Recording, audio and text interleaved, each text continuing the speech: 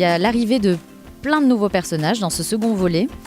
Il y a les jeux du miel, donc une compétition s'installe et il y a une notion d'équipe forcément qui arrive. Donc Maya va apprendre à ne pas se fier qu'à son intuition. Elle est extrêmement naïve, donc elle veut faire les choses toute seule tout le temps et elle se rend compte que de s'écouter les uns les autres, ça peut être pas mal. Il y a une compétition avec la charmante Violette aussi, doublée par Lou, que j'ai été contente de retrouver et qui double cette nouvelle petite abeille terriblement attachant. La compétition envers soi-même, c'est toujours bon pour le dépassement de soi, le dépassement de ses propres limites, mais à travers les rencontres qu'on est amené à faire grâce au sport, on en tire forcément des leçons.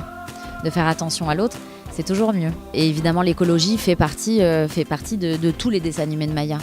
Le manque de miel, on vit dans un monde qui est un peu brut, et si on peut transmettre des messages à travers les dessins animés, c'est toujours bien pour la jeune génération, mais même le rappel pour les plus anciens, ça fait du bien. Il y a une petite leçon de vie qui fait du bien à tous. Sans abeilles, on n'a plus trop de monde, donc ça marche par là aussi.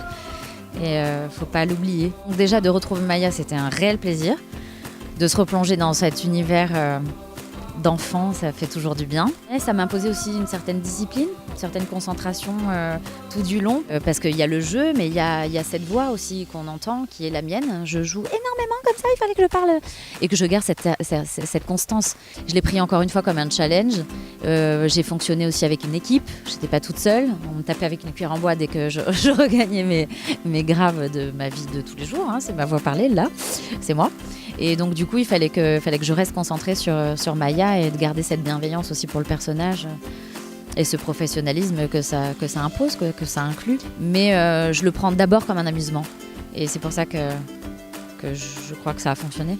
Puis de retrouver une jeune fille que j'ai fréquentée il y a un moment sur The Voice Kids, c'était chouette de la voir grandi et de la sentir grandir aussi à travers cette petite leçon aussi finalement. Non, c'était chouette, vraiment.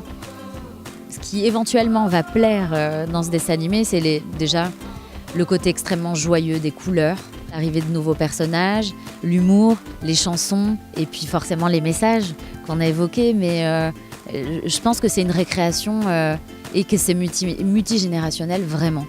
C'est une bouffée d'oxygène. Ça fait du bien de se replonger dans un univers d'enfants et sans violence quelconque, sans personnages effrayants. Voilà, c'est beau, quoi.